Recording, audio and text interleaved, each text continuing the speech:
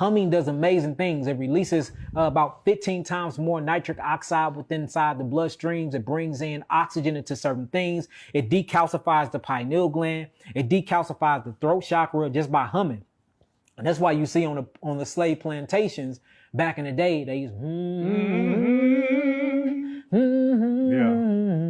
Yeah. And that's because they probably don't even know where they got it from. Right. But, you know, the epigenetic biological history was transferred down to them by the ancient ones and by our ancestors. And they use this humming to decalcify their bodies, to help move their blood, to actually expand and vasodilate their arteries, because it increases nitric oxide. Another thing that plants do. Yeah. When you eat plants, and you eat these plants and you chew them and they digest and break down right, it actually go into the bloodstream. Yeah. The bloodstream brings it to the actual dermis of your skin.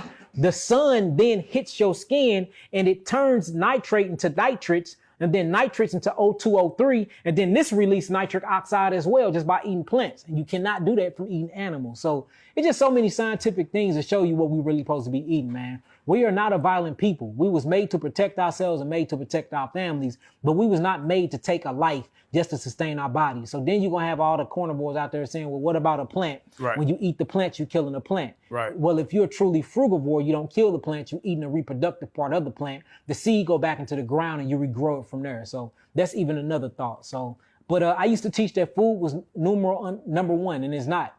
Yeah. When you eat and where you eat is more important than what you eat. Yeah. I'm gonna say that again. When you eat and where you eat is more important than what you eat. And I'm not saying that what you eat doesn't matter, but it does, because it do. I'm just saying that's the last on the list in that equation. So food for thought first. What are you entertaining? What thoughts are you entertaining? The second thing will be sunlight. Is you eating the sun? Because if you're not eating the sun, then you're not eating no way. Those have more biochemical reactions in your body than any food any day. It's called radiochemical genesis. Then after that, you get photogenesis. That's where food come into play at. That was third in creation. Food was actually third in creation. So that's our third priority. The priority. The first one is spirit. The second one is sun.